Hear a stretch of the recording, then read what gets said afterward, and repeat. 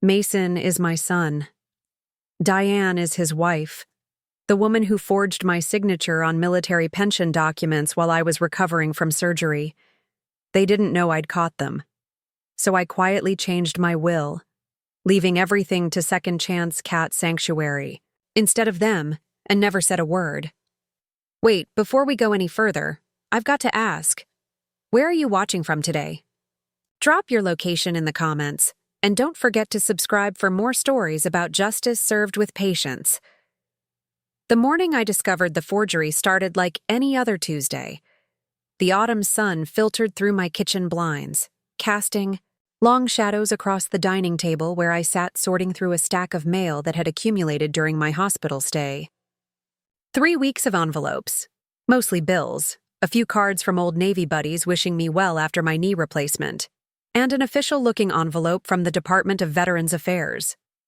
I sipped my coffee, the mug slightly unsteady in my hand. The physical therapist said the tremor would fade as I healed, but for now, even holding a pen required concentration. I sliced open the VA envelope with my thumb, expecting the usual pension statement. Instead, I found a confirmation of changes to my direct deposit information, changes I never authorized.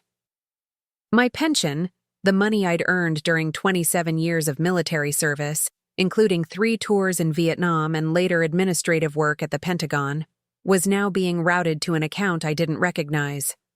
The account name listed, Mason R. Sullivan, POA for Thomas Sullivan. My son had never held power of attorney over my finances. I set the letter down carefully, as if it might bite. The tremor in my hand worsened. I reached for my phone and dialed. The VA benefits office, my heartbeat pounding in my ears. I need to report unauthorized changes to my account, I said, when the representative answered. Of course, Mr. Sullivan. I'll need to verify your identity first.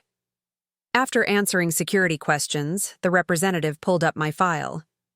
It says here the changes were made on September 24th, with proper documentation including power of attorney paperwork and your signature. I was in the hospital on September 24th, I said, my voice steadier than I felt. I didn't sign anything. Sir, we have the signed form on file. It was processed according to standard procedures. I'd like to see a copy of that form. We can mail that to your address on file? The address that wasn't changed? Yes, sir. That information remains the same. After hanging up, I sat motionless at my kitchen table, staring at the magnetic calendar on my refrigerator. September 24th was circled in red, the day of my surgery. Mason and Diane had visited briefly that evening. I remembered Diane's perfume, too strong in the antiseptic hospital room, and Mason's distracted manner as he checked his phone every few minutes. I thought they'd seemed inconvenienced by my surgery. Now I understood why they'd come at all. The copy of the form arrived 3 days later. The signature at the bottom of the page resembled mine, close enough to pass a cursory inspection, but missing the slight upward curve I always add to the I. Final and Sullivan. A forgery, and not a particularly inspired one. But it was the power of attorney document that truly raised my blood pressure. Comprehensive and far-reaching, it granted Mason control over all my financial affairs, medical, decisions, and property. The notary stamp belonged to someone named Patricia Wilkins. I'd never heard of her. I could have called Mason immediately. I could have confronted him, demanded answers, threatened legal action. But 40 years in military intelligence had taught me something valuable. Information gathered in silence is far more revealing than information extracted under pressure. So I said nothing. Instead, I called an old friend from my Pentagon days. Margaret Chen had transitioned from military intelligence to private investigation after retirement. We'd stayed in touch through annual Christmas cards and the occasional phone call. "Tom, it's good to hear your voice," she said when she answered. "How's the recovery going?" "Slower than I'd like," I admitted. "But that's not why I'm calling." I explained the situation, the forged documents, the diverted pension, my suspicions. "You need to contact the police," Margaret said immediately. "Not Yet, I replied. I need to understand the full scope first. You think there's more? It wasn't a question. Margaret had always been perceptive. I need to know what else they might have done, and why. Margaret was silent for a moment. You're not planning anything illegal, are you, Tom? You know me better than that. I do. That's why I'm concerned. She sighed. Give me a couple of days. I'll see what I can find. True to her word, Margaret called back 48 hours later. Her voice was tight when I answered. Tom, are you sitting down? I lowered myself into my recliner, my new knee throbbing slightly. I am now. Mason and Diane are underwater on their mortgage. 3 months behind on payments. Their credit cards are maxed out. They took out a second mortgage 6 months ago, but that money's gone too. I absorbed this information silently. Mason had always been careless with money, even as a child. His allowance would vanish on video games and candy before the week was half over. As an adult, he'd bounced from job to job, always convinced the why. Next opportunity would be his big break. Diane worked as a real estate agent, but the market had been slow for years. There's more, Margaret continued. They've been making inquiries about selling your house. My house? I'm not selling? They're acting as if they have the authority to do so. With that power of attorney, they might think they do. The house had been in my family for 3 generations. My grandfather had built it after returning from World War I. My father had expanded it after World War II. I had restored it room by room during my leaves from Vietnam. Every board, every nail, every paint color had been chosen with care. Mason had grown up in those rooms, played in the backyard, beneath the oak trees my grandfather had planted, and now he was planning to sell it out from under me. Tom, are you still there? I realized I'd been silent too long. Yes, just thinking. What are you going to do? First, I'm going to secure what's mine. I paused. Then I'm going to find out who else knows about this. Margaret's voice softened. Be careful, Tom.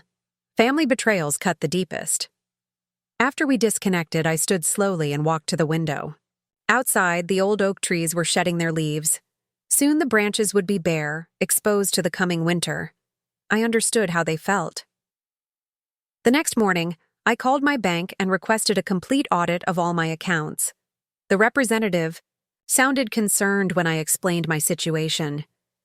Mr. Sullivan, we take potential fraud very seriously. I'm flagging your accounts for additional security measures immediately. I appreciate that. I'd also like to inquire about any recent attempts to access my accounts or change authorized users. Her hesitation told me everything before she even spoke. There was an attempted change 2 weeks ago. Someone tried to add a user to your primary checking account. The request was denied because they didn't have the proper authentication. Let me guess. They claimed to have power of attorney? Yes, sir. But our records showed no such documentation on file, so the request was rejected. Thank you for your diligence. After securing my bank accounts, I called my attorney, Howard Fisher. Howard had handled my legal affairs for decades. He'd helped draft my will after my wife, Eleanor, passed away from breast cancer 15 years earlier. The will was simple. Everything would go to Mason, our only child. Eleanor had wanted to ensure Mason's future security. Tom, how's the recovery? Coming along? Howard asked when his secretary put me through. Still using a cane but improving daily, I replied. Howard, I need to discuss some changes to my will. Of course. What did you have in mind? I want to remove Mason as my beneficiary. The silence that followed was heavy. Howard had known Mason since he was a child. That's a significant change, Tom. May I ask why? I need to meet with you in person. Today, if possible. Howard's calendar was full, but he made time for me that afternoon. His office was on the 5th floor of a downtown building with no elevator. The stairs were a challenge with my healing knee, but the pain felt appropriate somehow. A reminder that recovery, of all kinds, requires effort. Howard listened without interruption as I explained what I'd discovered. When I finished, he removed his glasses and pinched the bridge of his nose. "This is deeply troubling, Tom." Forgery, identity theft, attempted fraud. These are serious crimes. I'm aware. You should report this to the authorities. I will. But first, I want to ensure my assets are protected. Howard nodded slowly. What exactly did you have in mind for your revised will? I want to leave everything to the Second Chance Cat Sanctuary. Howard's eyebrows rose. The local animal shelter? I didn't realize you were a cat enthusiast. Eleanor was, I said quietly. She volunteered there every Wednesday. They do good work, operate on a shoestring budget, and could use the support. The truth was more complicated. Eleanor had indeed loved the shelter, but my choice wasn't just about honoring her memory. It was about ensuring Mason couldn't profit from his betrayal. The cat sanctuary was something he could never challenge without revealing his own misdeeds. I'd like the changes to remain confidential, I added. Howard studied me for a moment. As your attorney, I'm obligated to maintain confidentiality. But, as your friend, I'm concerned about your motivations here. My motivations are to protect what's mine and ensure it goes where it will do good. And if Mason discovers these changes? I met Howard's gaze steadily. He won't. Not until it's too late. The revised will was prepared and signed the following day.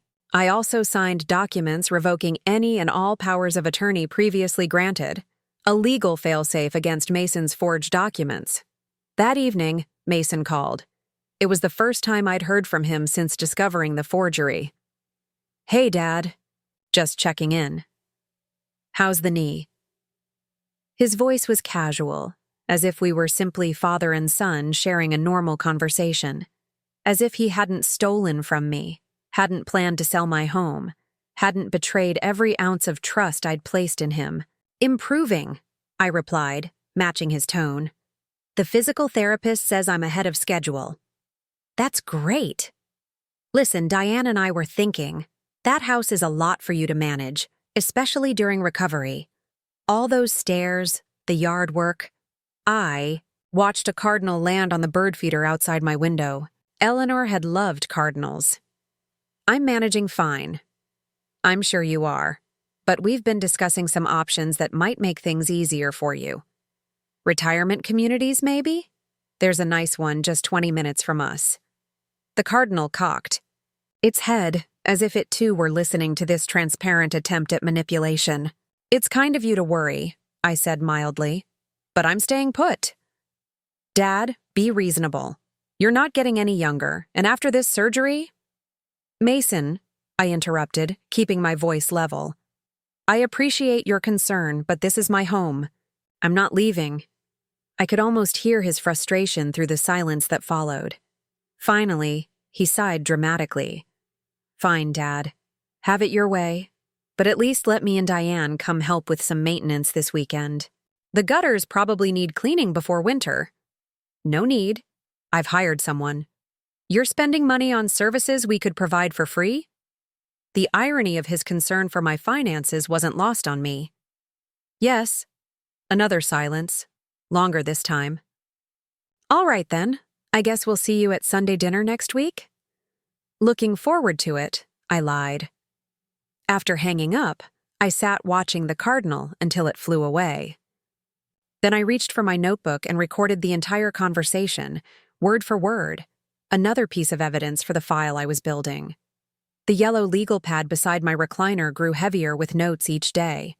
Times, dates, conversations, all meticulously documented in my steady hand. Military precision never really leaves you, even decades after retirement. I'd started noting things I hadn't initially considered important.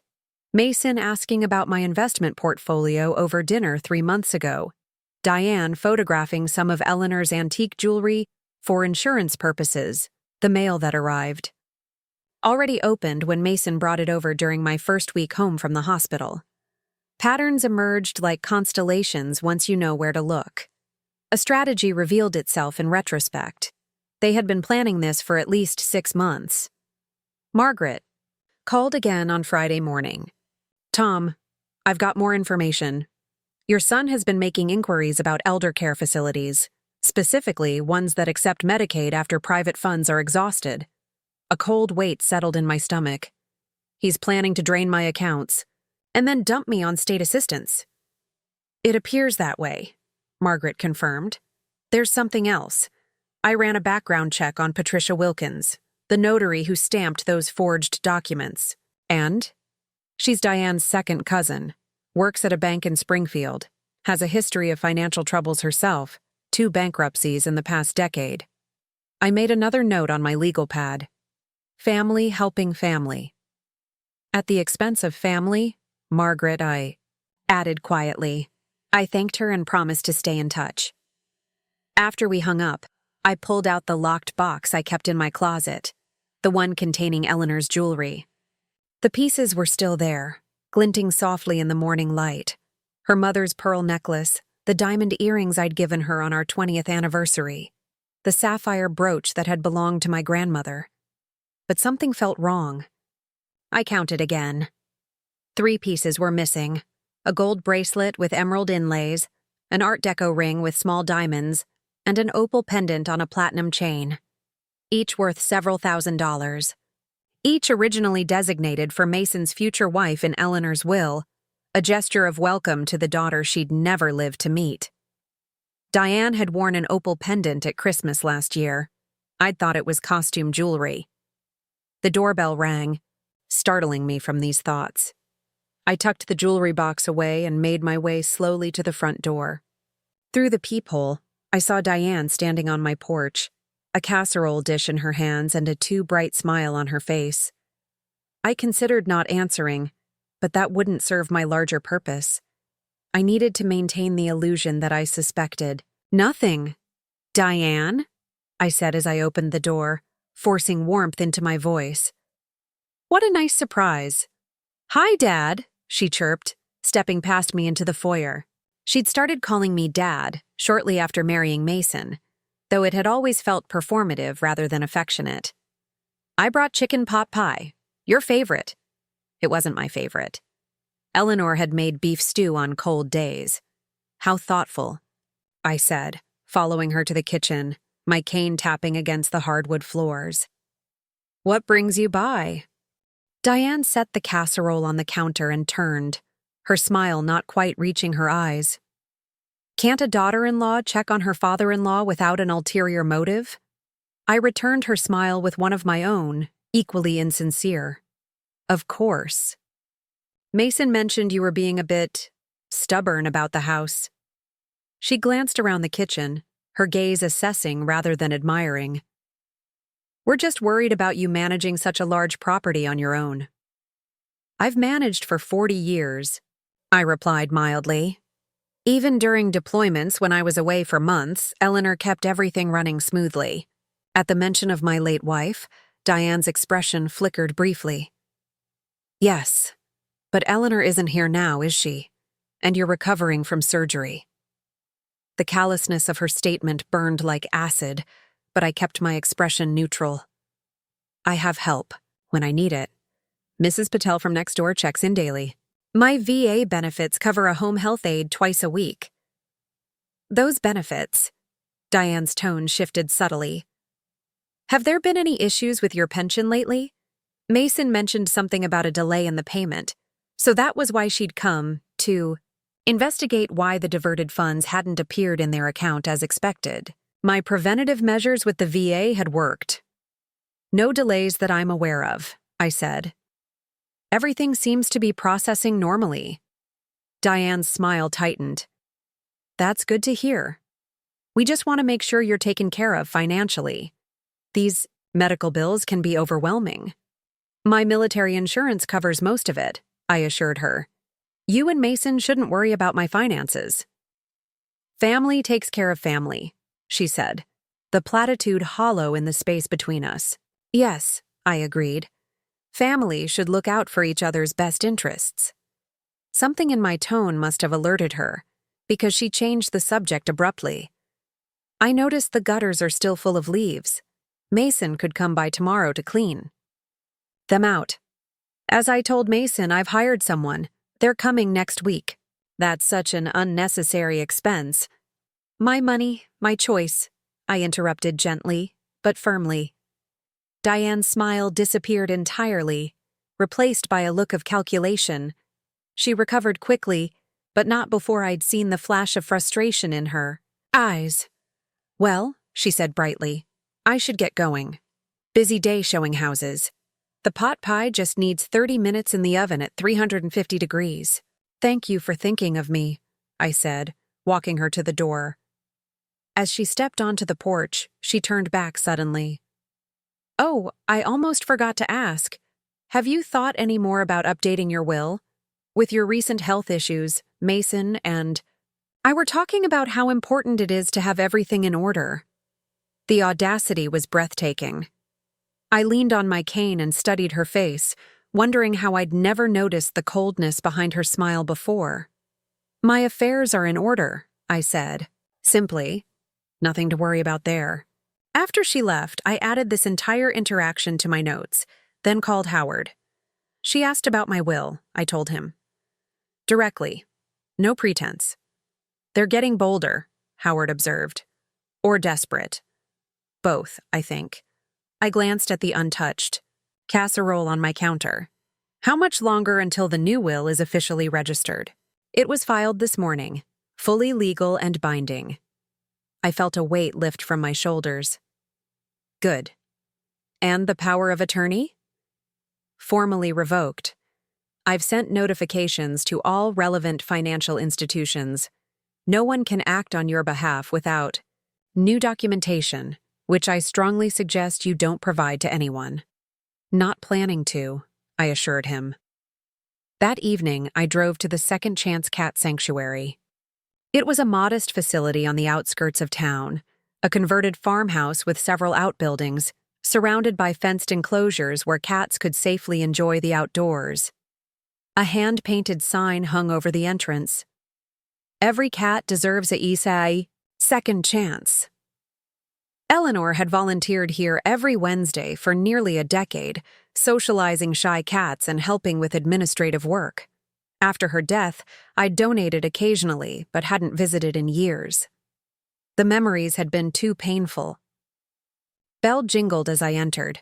The reception area smelled of clean litter and pet food. Not unpleasant, just distinctive.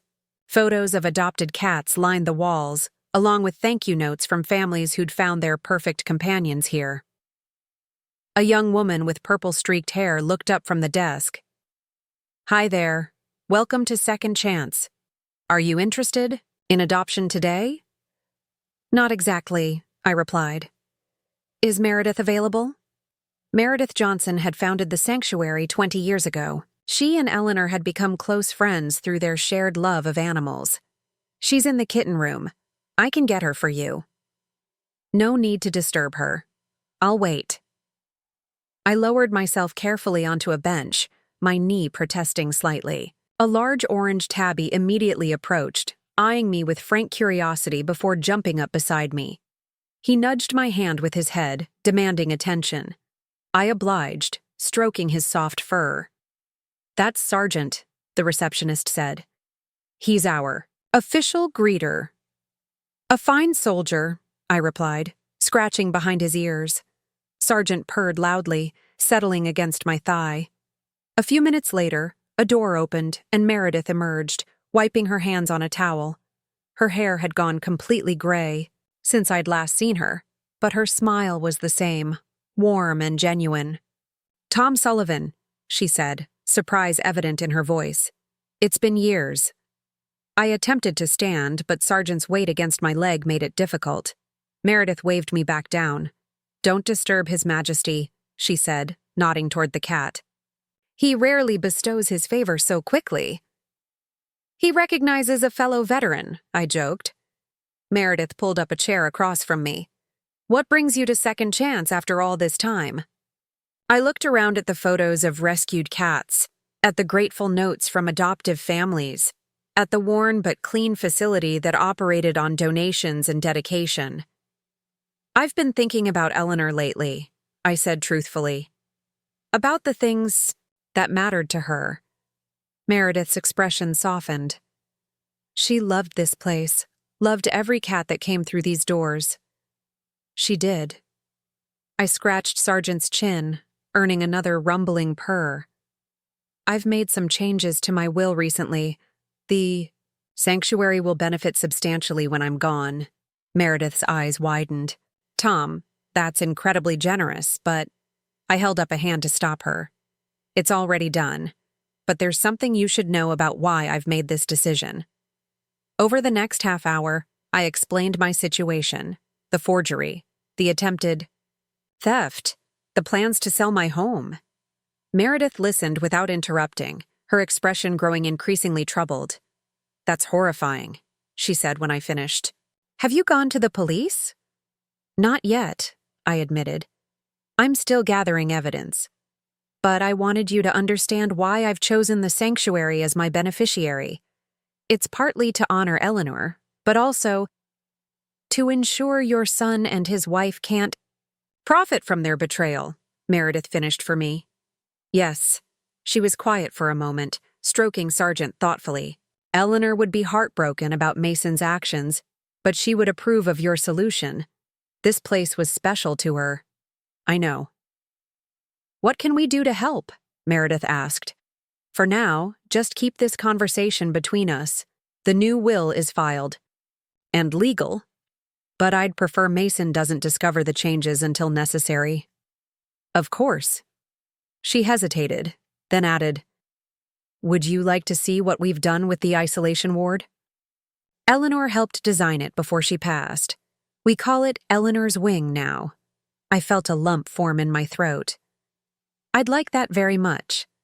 Meredith led me through the sanctuary, pointing out improvements and introducing me to various cats. Eleanor's wing was a sunny room with individual enclosures for cats needing special care. Those recovering from surgery, elderly cats with health issues, new mothers with kittens. A plaque beside the door bore my wife's name and the years of her volunteer service. She would have loved this, I said quietly. She did, Meredith replied. She saw the plans before she got too sick, said it was exactly what she'd envisioned. As I prepared to leave, Sargent followed me to the door, meowing protestingly when I reached for the handle.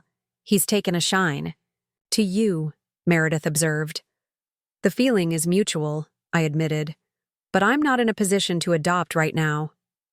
He'll be here when you're ready, she said, understanding in her eyes. We all will be.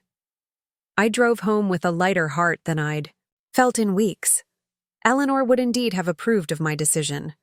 The sanctuary would use my estate to help countless animals in need, a legacy far better than allowing it to fund Mason and Diane's greed. The next morning, I awoke to the sound of a car in my driveway. Through my bedroom window, I saw Mason's SUV parked beside my sedan. He emerged wearing work clothes, a ladder strapped to the roof rack of his vehicle. I watched as he retrieved the ladder and positioned it against the side of the house, directly beneath the gutters. He hadn't called to tell me he was coming. Hadn't asked permission, just arrived as if the property were already his to manage, or to inspect for potential sale. I dressed quickly, grabbed my cane, and made my way downstairs. By the time I opened the front door, Mason was already halfway up the ladder. Good morning, I called, keeping my tone pleasant. I didn't realize you were planning to visit today.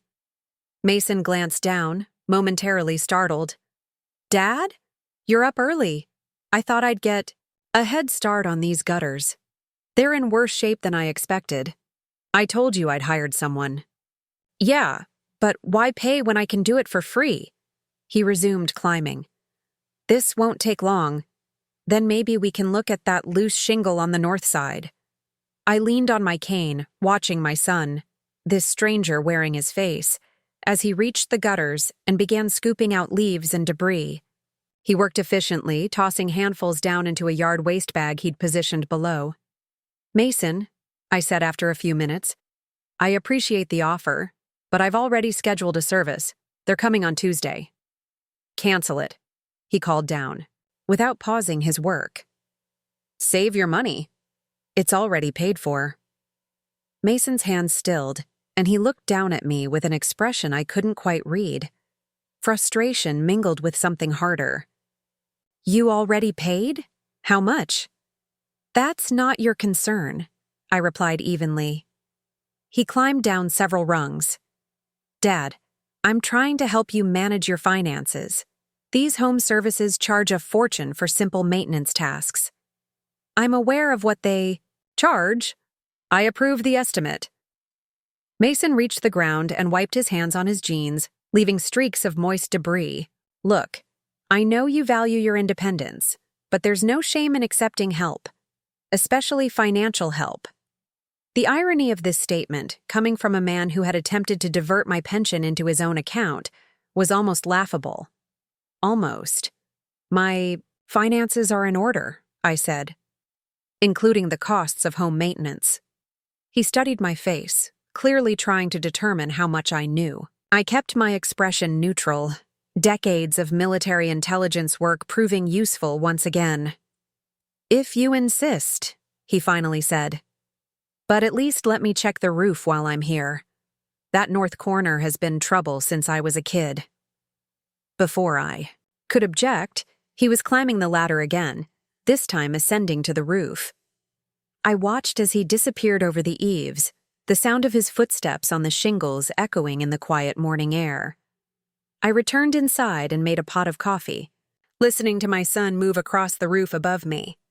The ceiling creaked with his footsteps as he crossed from one section to another. I wondered what he was really looking for. Property damage to justify a sale?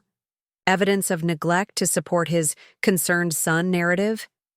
The coffee had just finished, brewing when I heard a triumphant "aha" from above, followed by the sound of something being pried loose. I poured 2 mugs and carried them carefully to the porch, setting them on the small table just as Mason descended the ladder. "You've got rotting fascia boards on the north side," he announced, holding up a small piece of decaying wood. "Water damage. Probably been going on for years. This could lead to serious structural issues if left unchecked." I gestured to one of the coffee mugs. "Black, no sugar. Just as you like it."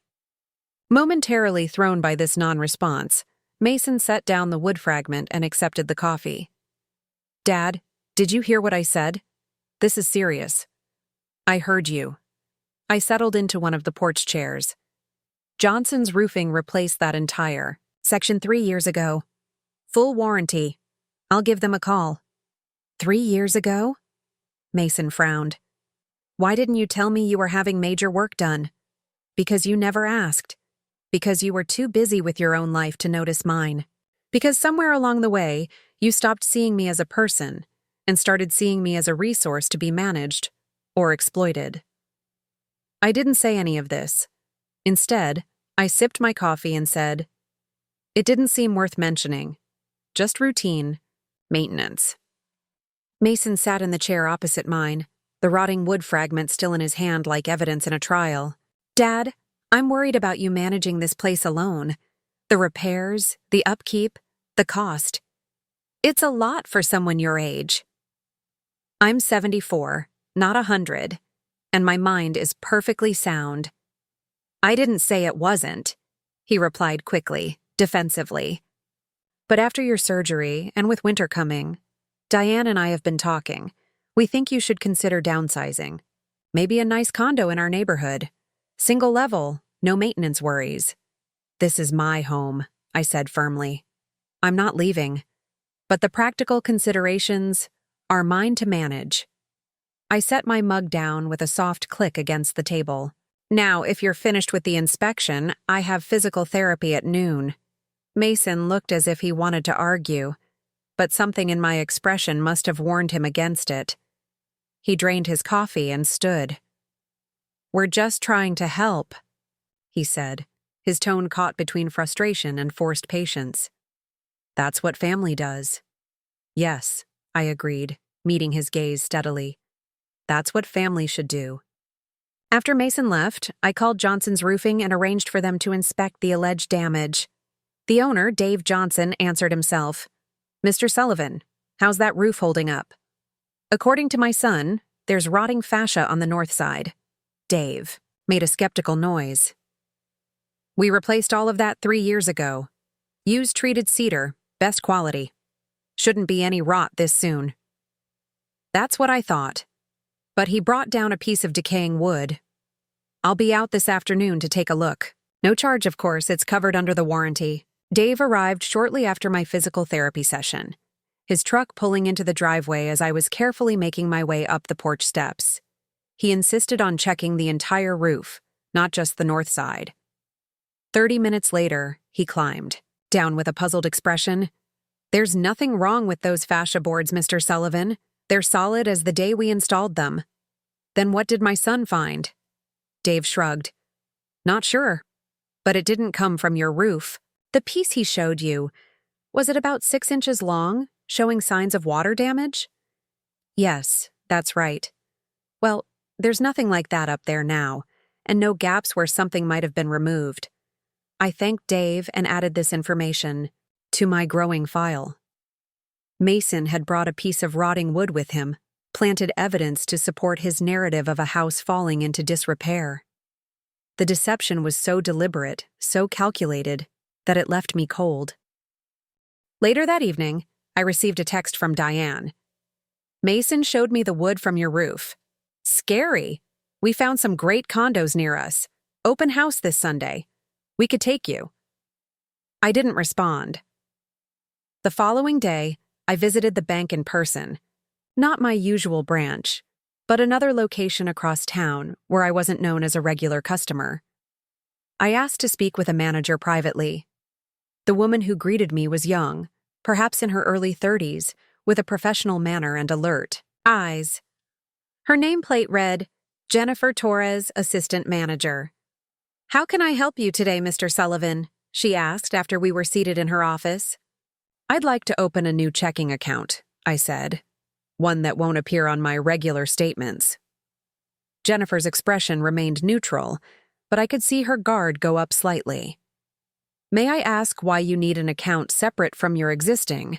UNS? I believe a family member is attempting to gain unauthorized access to my finances. I explained the situation briefly, the forged power of attorney, the diverted pension, the monitoring of my mail. Her professional demeanor softened with understanding. Unfortunately, financial elder abuse is something we encounter far too often. There are several steps we can take to help protect your assets. Over the next hour, Jennifer helped me establish a new account with enhanced security features. No paper statements would be mailed to my home. All notifications would go to a new email address created specifically for this purpose. Additional identity verification would be required for any changes or withdrawals.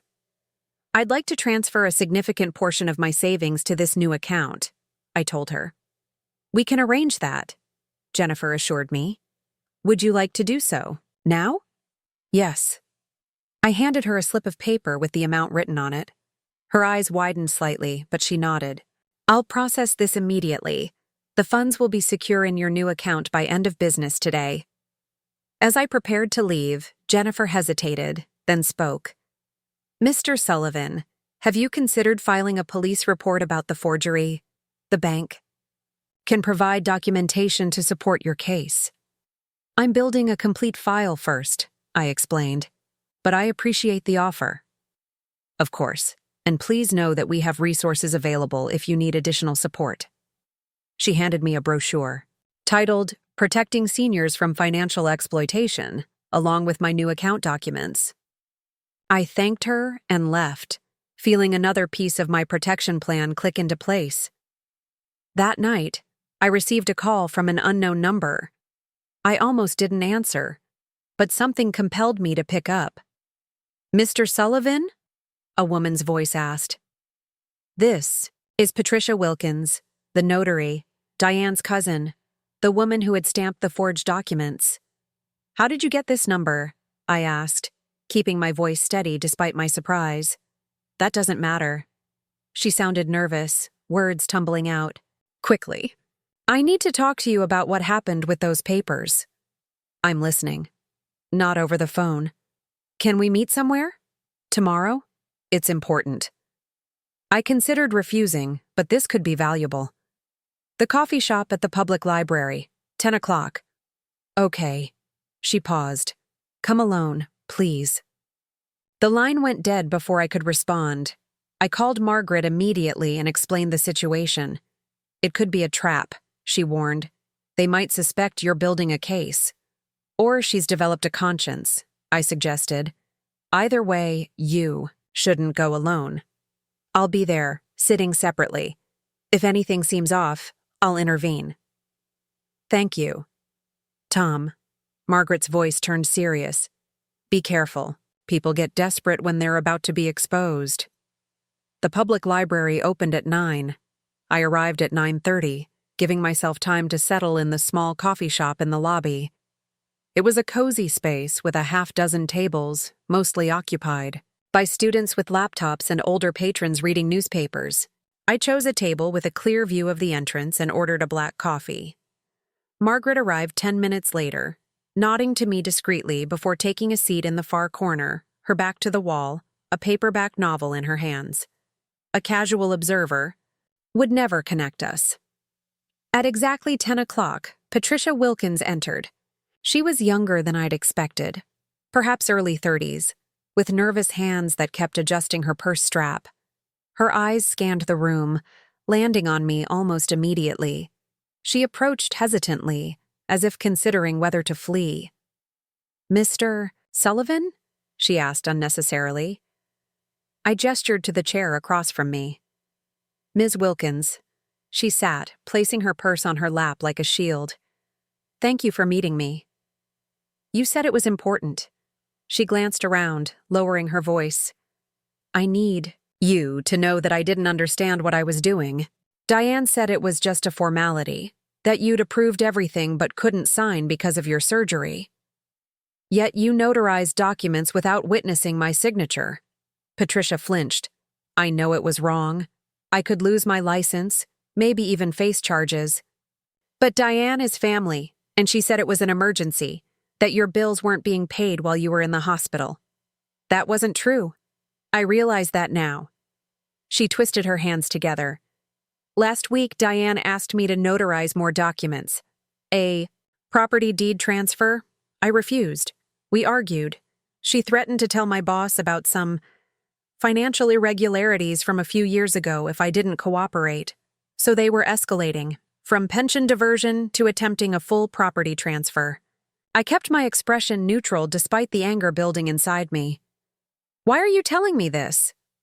Patricia met my gaze directly for the first time. Because what they're doing is wrong. Because I have a father your age. Because I can't sleep knowing I helped them take advantage of you. From her purse, she withdrew a manila envelope. These are copies of everything I notarized for them, plus texts from Diane about the property transfer she wanted me to process. I'm not asking for forgiveness or immunity. I just want to set things right. I accepted the envelope without opening it. Have you spoken to the police? She shook her head quickly. No. Diane said if this came out, she'd make sure I went down with them. She knows things about me, mistakes I've made. Blackmail on top of everything else, I observed. I'm sorry, Patricia said, her voice barely audible. I never should have gotten involved. No, you shouldn't have. I tucked the envelope into my jacket. But this may help prevent further damage. She stood abruptly. I should go. If Diane finds out I met with you, how would she? I asked. Unless you tell her. I won't. Patricia adjusted her purse with trembling hands. Good luck, Mr. Sullivan. For what it's worth, I truly am sorry. I watched her hurry out of the coffee shop, nearly colliding with a student entering. Margaret waited precisely 3 minutes before approaching my table. Well? She asked, sliding into the chair Patricia had vacated. I patted the envelope in my jacket. More evidence. They were planning to transfer the deed to my house. Margaret's expression hardened. That crosses the line from exploitation to outright theft. You need to go to the authorities, Tom. Today. Not yet, I said. There's one more piece I need to secure first. The sealed cardboard box had been in my attic for 15 years, tucked beneath the eaves where the roof sloped toward the floor. I hadn't opened it since Eleanor's funeral. Hadn't needed to. Its contents belonged to a different chapter of my life, one filled with deployments, classified documents, and intelligence protocols. My knee protested as I knelt on the attic floor, brushing away a thin layer of dust from the lid. The tape had yellowed with age, but still clung stubbornly to the cardboard. I used my pocket knife to slice through it, the blade making a satisfying, ripping sound as it parted the seal that had remained undisturbed for over a decade. Inside, beneath layers of tissue paper, lay the tools of my former profession. Not weapons or surveillance equipment, those had been surrendered upon retirement, but something perhaps more valuable: the means to document and protect information. A high-quality digital voice recorder, small enough to fit in a shirt pocket. A specialized camera designed to capture documents in low light. And what I was specifically looking for, a bound logbook with a distinctive red cover, the Military Intelligence Documentation Protocol Manual, standard issue for officers in my division, but rarely used outside classified operations. Inside were instructions for creating unassailable records, documentation so thorough and methodical that it would stand up to the most rigorous scrutiny. I lifted it carefully, the weight familiar in my hands. This was how I would finish building my case, not as a wounded father, but as the intelligence officer I had once been. I carried the manual downstairs to my study and set it on the desk beside my legal pad. Then I called Howard. I need to add a codicil to my will, I told him without preamble. Another change? Howard sounded concerned. Tom, what's happening? Nothing yet, but I want to ensure the Second Chance Cat Sanctuary understands the full context of my bequest. What exactly did you have in mind? A letter of explanation to be kept with the will but only opened upon my death. And a copy of my evidence file, to be delivered to specific parties at that time. Howard was quiet for a moment. You're creating a dead man's switch. Precisely. Who would receive this file besides the sanctuary? The district attorney's office, the VA fraud division, and Mason. You want your son to receive evidence of his own crimes? I want him to know that I knew, that I saw everything, that the consequences he'll face are of his own making. Another pause. This feels like revenge, Tom. It's insurance, I corrected. If nothing happens to me, the file remains sealed. If something does happen, something unexpected or suspicious, the truth comes out immediately. Howard sighed. I'll prepare the codicil. But Tom, as your friend, I'm concerned about where this is heading. The depth of this betrayal is clearly taking a toll on you. I'm fine, I assured him, though we both knew it wasn't entirely true. After hanging up, I opened the manual and began to study its protocols. By evening, I had created a comprehensive documentation system. Each piece of evidence was cataloged, cross-referenced, and annotated. The scattered notes from my legal pad were transformed into a methodical chronology of deception. I worked late into the night, fueled by a sense of purpose I hadn't felt since my military days. This was more than protecting my assets now. This was about justice, and perhaps, though I wasn't ready to admit it to Howard, a measure of reckoning.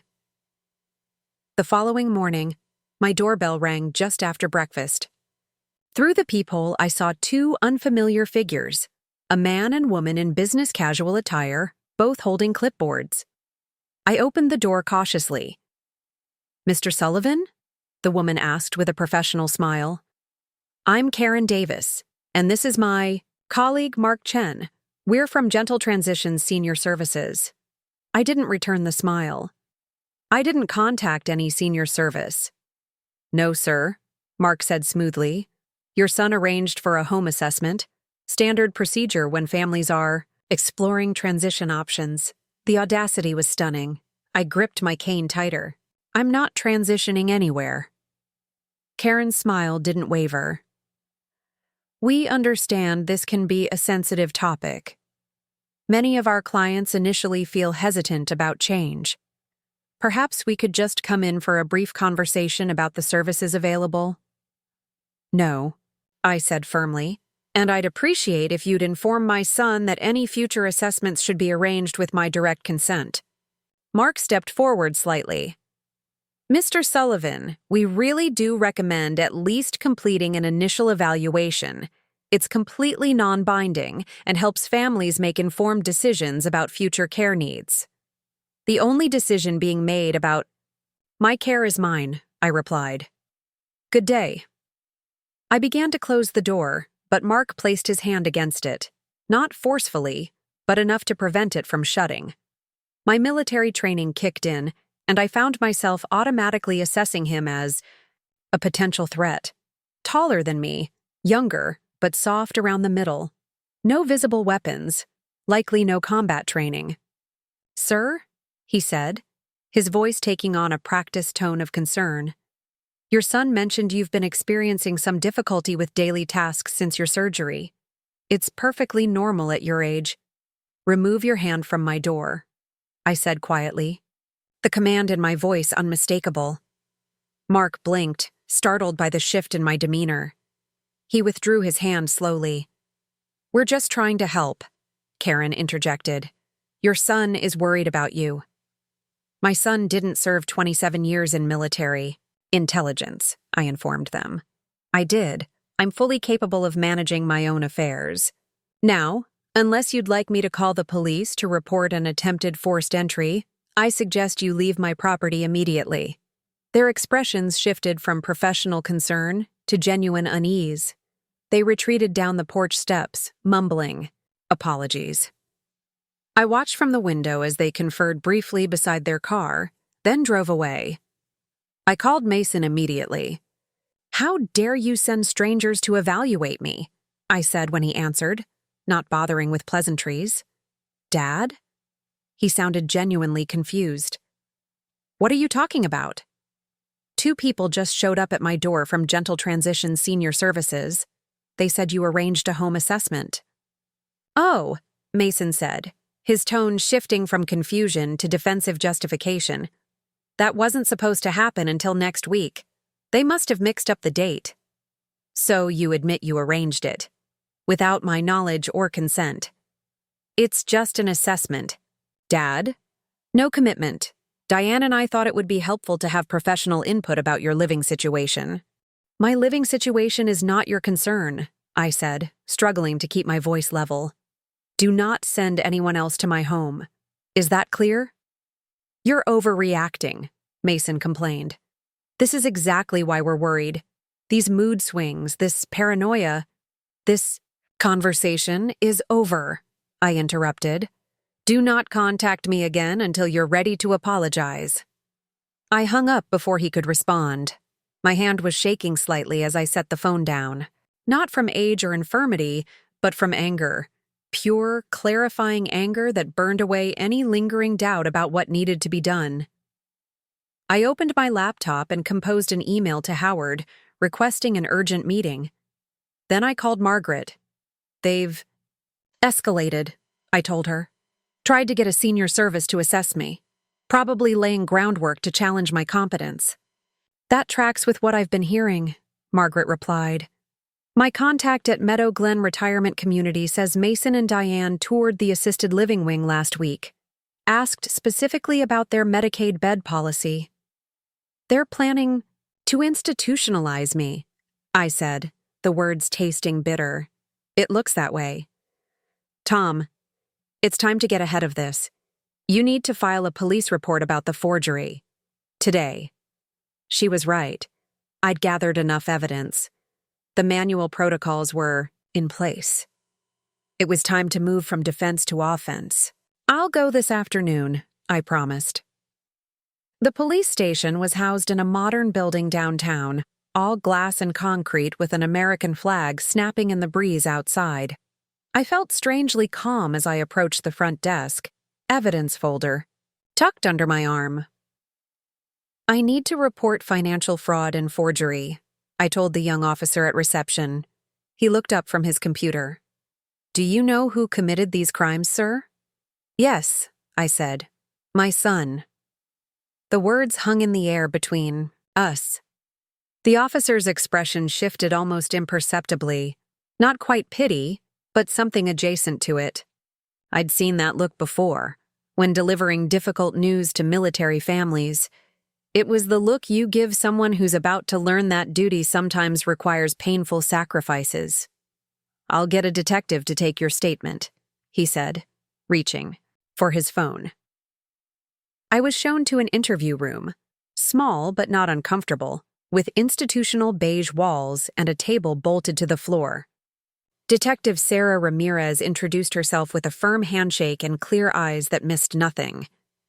Mr. Sullivan, she said as we sat across from each other, I understand you're reporting fraud committed by a family member. That takes courage. Why don't you start at the beginning? For the next hour, I detailed everything. The forged power of attorney, the diverted pension, the attempted access to my bank accounts, the planned property transfer, the ongoing attempts to force me into assisted living. I presented copies of documents, phone records, bank statements, and Patricia Wilkins' written testimony. Detective Ramirez took notes throughout, asking occasional clarifying questions, but mostly letting me speak uninterrupted. When I finished, she reviewed her notes carefully before responding.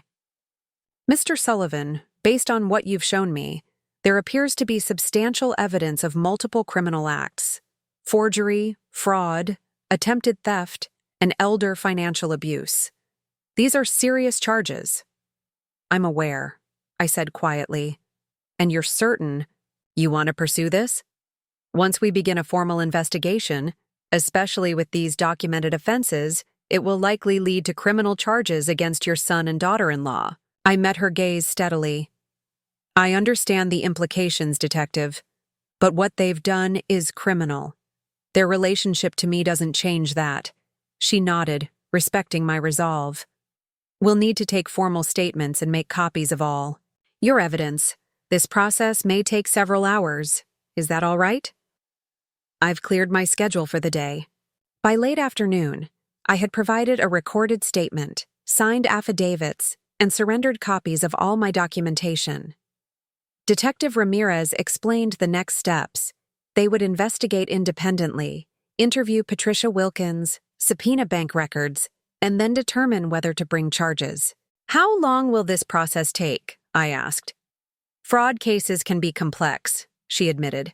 But with the evidence you've provided, I'd expect developments within a few weeks rather than months. What should I do in the meantime? Mason and Diane don't know I've discovered their scheme. Detective Ramirez considered this. Legally, I can't advise you to act as if nothing has happened, because that could be seen as entrapment. However, you're not required to confront them until we're ready to move forward with charges. As I prepared to leave, she handed me her card. Call me directly if they make any additional attempts to access your finances or property.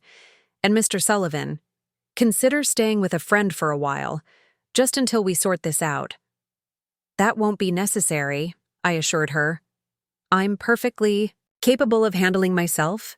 Her expression suggested she wasn't entirely convinced, but she didn't press the issue. We'll be in touch soon. As I walked through the parking lot to my car, a weight lifted from my shoulders. The evidence was now in official hands. Whatever happened next would follow the protocols of justice rather than family obligation. My phone rang just as I reached my car. The caller ID showed Diane's name. I let it go to voicemail.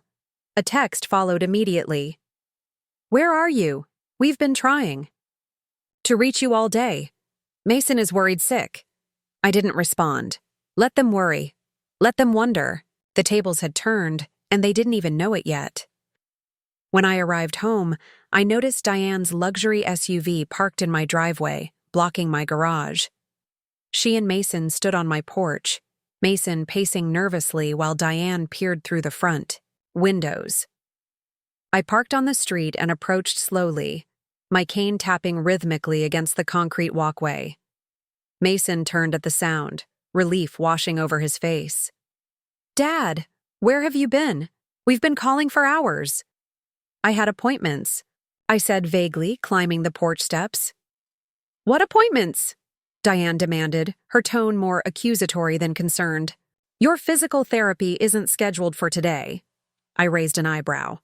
"I wasn't aware I needed to provide you with my daily itinerary." "Of course not," Mason interjected quickly.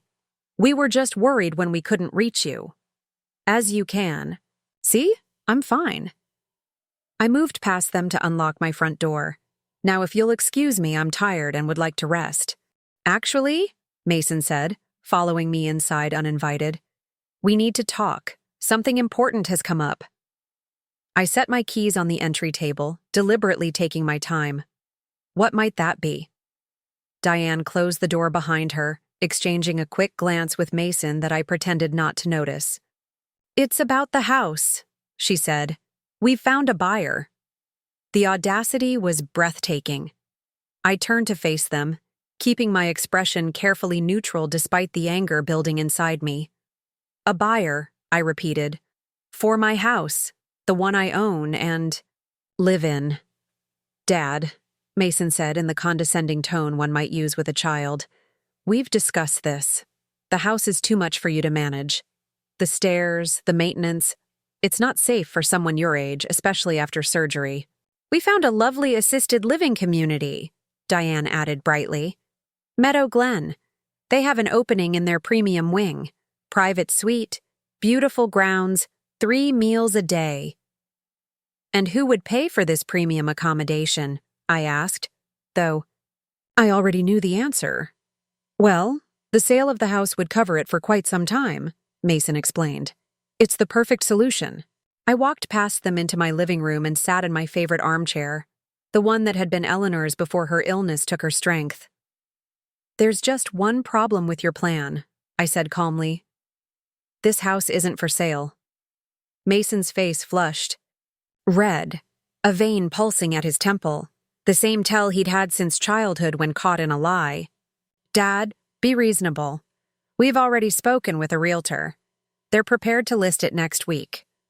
Without my consent? I kept my voice level, even as I noted every detail of their reactions for later documentation. "We have your power of attorney," Diane interjected, her manicured nails tapping against her phone screen. "Legally, we can make these decisions on your behalf when necessary." Yes," I said. "The power of attorney, the one with my forged signature." The room went silent. Mason's flush deepened while Diane's face did the opposite, draining of color, until her foundation stood out starkly against her suddenly pale skin. "What are you talking about?" Mason asked, but the slight tremor in his voice betrayed him. I leaned back in my chair, fingers steepled beneath my chin. "The document you submitted to the VA, the one notarized by Diane's cousin Patricia, the one you used to try to divert my pension into your account." They exchanged a panicked glance, and Diane's hand moved subtly to grip Mason's forearm. A warning to stay quiet, perhaps, or a gesture of solidarity in their rapidly unraveling scheme. "Dad, you're confused," Mason attempted, his tone placating. "You signed those papers while you were on medication after your surgery. You probably just don't remember." "Memory is a fascinating thing," I agreed mildly. "For instance, I clearly recall being in post-operative recovery on the date those documents were purportedly signed, physically incapable of signing anything." Diane stepped forward, her professional smile firmly back in place. "Tom, we understand this is upsetting. Change is difficult at any age, but everything we've done has been for your benefit." "Including stealing my military pension? Attempting to access my bank accounts? Planning to sell my home without my knowledge? Tell me, Diane, how exactly does that benefit me?" "You're twisting everything," she insisted, though her voice had lost its confident edge. We're trying to secure your future care. The costs of aging can be astronomical. Which is why you arranged for gentle transitions to assess me, I interrupted. To build a case that I'm incapable of independent living. To justify your control over my assets. Mason's expression shifted, from embarrassment to something harder. This is ridiculous. You're acting paranoid. This is exactly why we're concerned. I studied my son's face, searching for any trace of the boy I'd raised, the child who had once built a cast for a robin with a broken wing, who had cried when he accidentally broke my Silver Star medal case, and then carefully glued it back together when he thought I wasn't looking. That child was gone, replaced by a stranger with familiar features. The VA Fraud Division doesn't think I'm paranoid, I said quietly. Neither does Detective Ramirez at the police department. Diane's phone slipped from her fingers, clattering against the hardwood floor. She didn't move to retrieve it. You went to the police? Mason's voice rose, incredulous. Against your own family? Family doesn't forge signatures, I replied evenly. Family doesn't steal pensions. Family doesn't plot to institutionalize someone for financial gain. You can't prove any of that, Diane snapped, her composure crumbling entirely. Actually, I can. I gestured toward my study. Every document, every attempt, every conversation, like this one, meticulously recorded and verified. Patricia has already provided a sworn statement. Patricia? Diane's voice went shrill. That ungrateful little, after everything I've done for her. Blackmailing her into committing notary fraud doesn't qualify as doing something for her, Diane. Mason sank onto the sofa, head in his hands. Dad, you don't understand. We're underwater financially. The market crashed, Diane's commissions dried up, my business is failing. We needed a lifeline. So you decided to steal mine, I said, not a question but a statement of fact. We were desperate. We would have paid it back. With what money, Mason? The money from selling my house? From draining my accounts? Diane recovered enough to attempt damage control. This is all a misunderstanding. We can explain everything. I'm sure you'll have that opportunity. With your attorney, when the charges are filed. Charges? Mason looked up, panic evident in his eyes. Dad, you can't be serious. We're your family. You stopped being family the moment you decided to betray my trust. The words hurt to say, but they needed to be spoken. Now, I'd like you both to leave. My attorney will contact you regarding next steps. Diane grabbed Mason's arm, pulling him to his feet. Come on, Mason. We're not accomplishing anything here.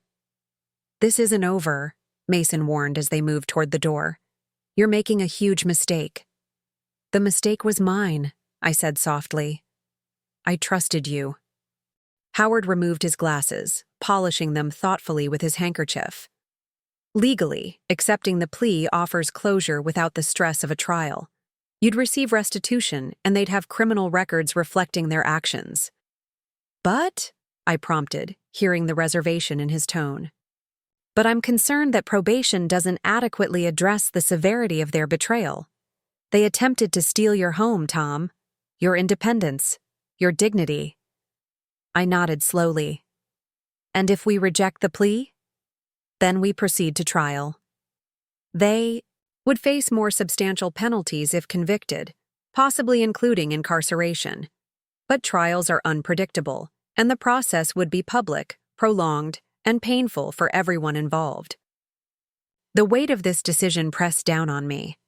What did justice look like in this situation? What would Eleanor have wanted? She had loved Mason unconditionally, had always seen the best in him even when he faltered.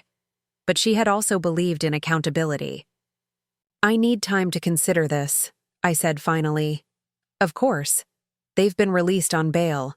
The court has issued a no-contact order prohibiting them from approaching you or your property until this is resolved. After Howard left, I found myself drawn to Eleanor's photograph on the mantel.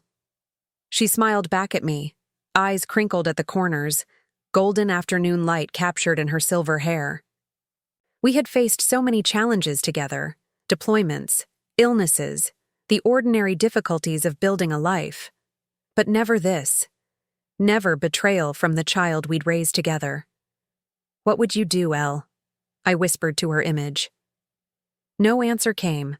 Of course, but I could almost hear her pragmatic voice in my mind. "Whatever decision you make it with clarity, not anger." The evening news carried the story, brief but pointed. Local businessman and wife arrested for elder financial abuse of decorated veteran father. No names were mentioned, but in a community our size, anonymity was an illusion. By morning, everyone would know. My phone began ringing with calls from concerned friends, neighbors, former colleagues. I let most go to voicemail, lacking the energy to explain repeatedly what I barely understood myself. Just after 9, an unfamiliar number appeared on my caller ID. Against my better judgment, I answered. "Mr. Sullivan?" A woman's voice, composed but cautious. "This is Regina Matheson from the Second Chance Cat Sanctuary. Meredith Johnson suggested I call you." I straightened in my chair. "Is everything all right at the sanctuary?" "Yes, absolutely. We're calling because—" She hesitated, clearly choosing her words carefully. "Mr. Sullivan, we understand you're going through a difficult time. Meredith mentioned you've developed a connection with our organization, and, well, sometimes companionship can help during challenging periods." "I'm not sure I follow," I said, though I suspected where this was heading. "We have a senior cat, Sergeant, the orange tabby you met during your visit. He's been rather despondent since you left. Meredith thought perhaps, well, that you two might benefit from each other's company. A rescue attempt disguised as a favor to the cat. Transparent, but kindly meant.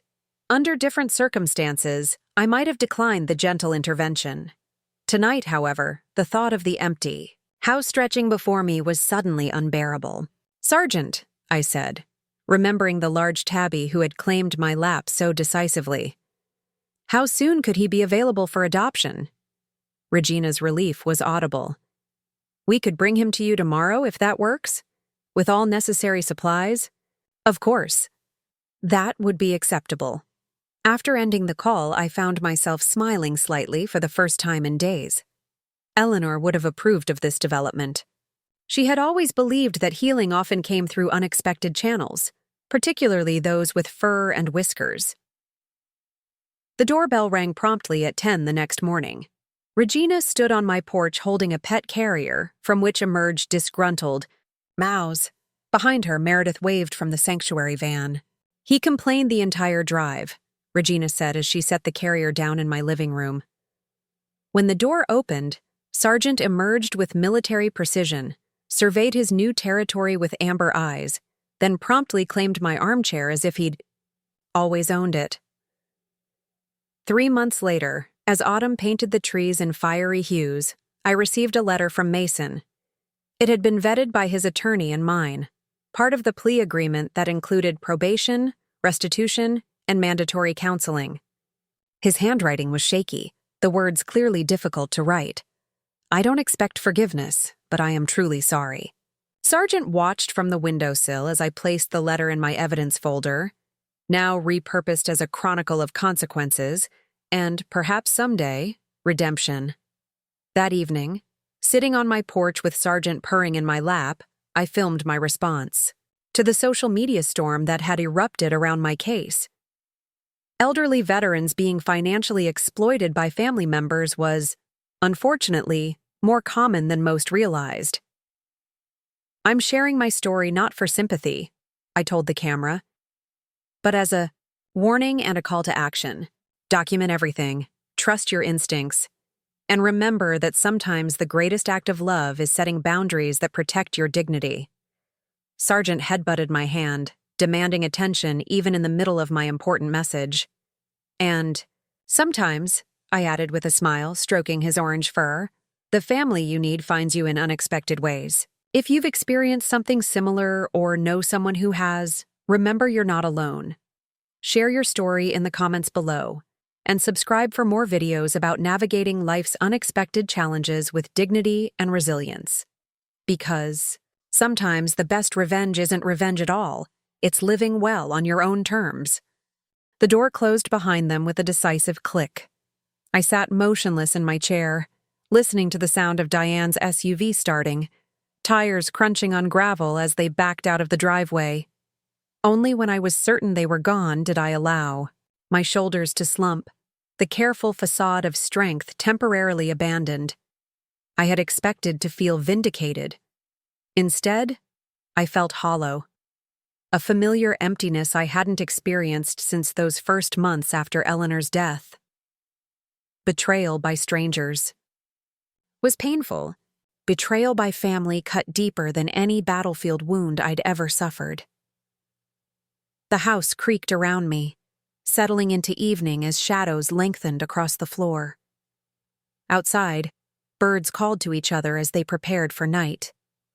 Life continuing, indifferent to human dramas. I pushed myself up from the chair, movement stiff from sitting too long, and made my way to my study. The evidence folder lay open on the desk, pages meticulously organized.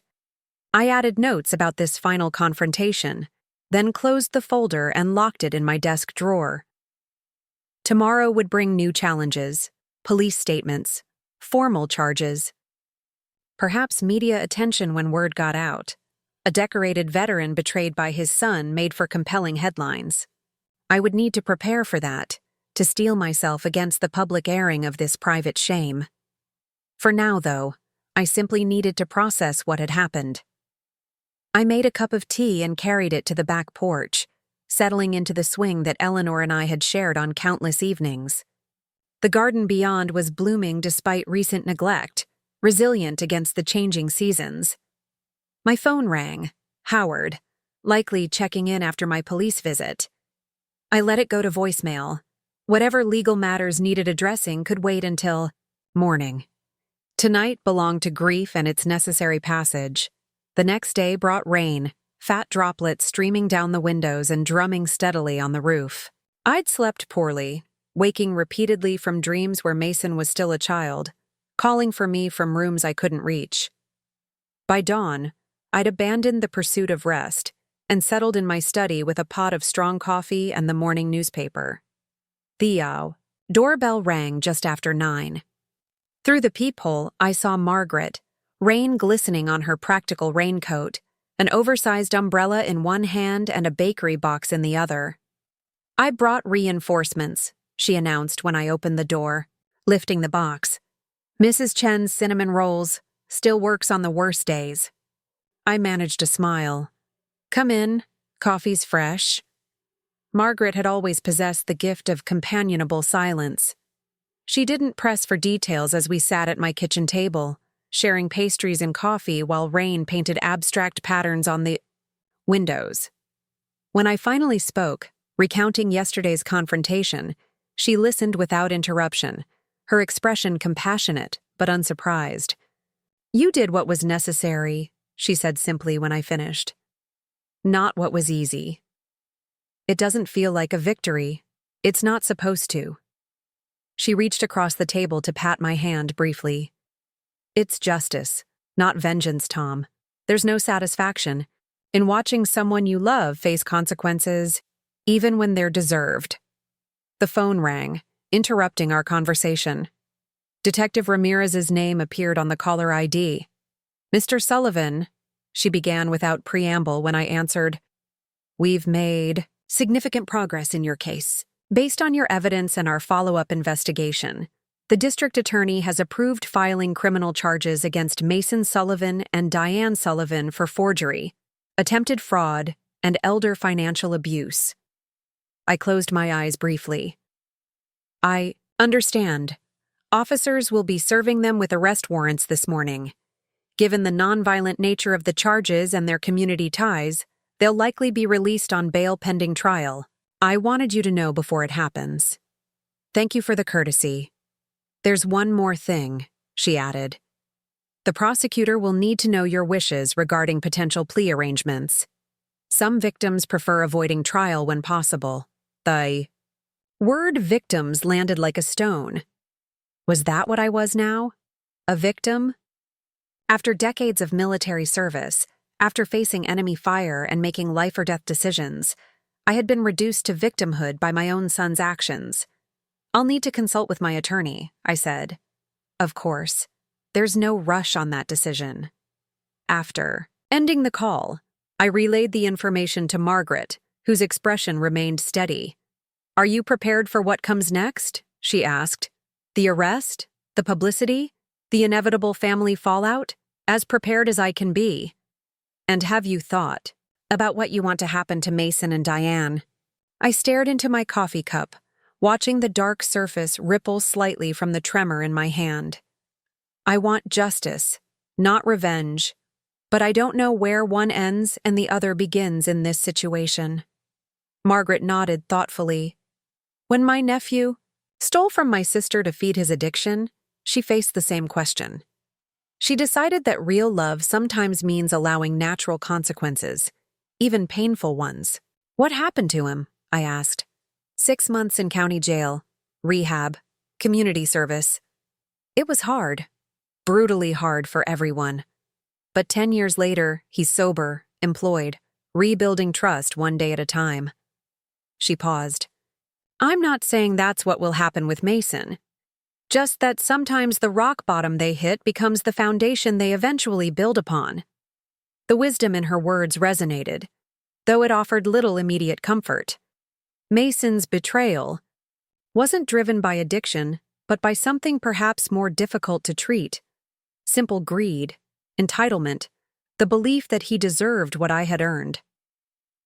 By afternoon, the news had broken. A local reporter called, leaving a message requesting comment on the arrest of Mason and Diane Sullivan on elder abuse charges. I deleted it without responding. Howard arrived at 5, legal briefcase in hand, expression grim. "I've spoken with the DA's office," he informed me as we settled in my study. "They're offering a plea deal, reduced charges in exchange for full restitution and guilty pleas. Mason and Diane would serve probation rather than jail time. What's your recommendation?"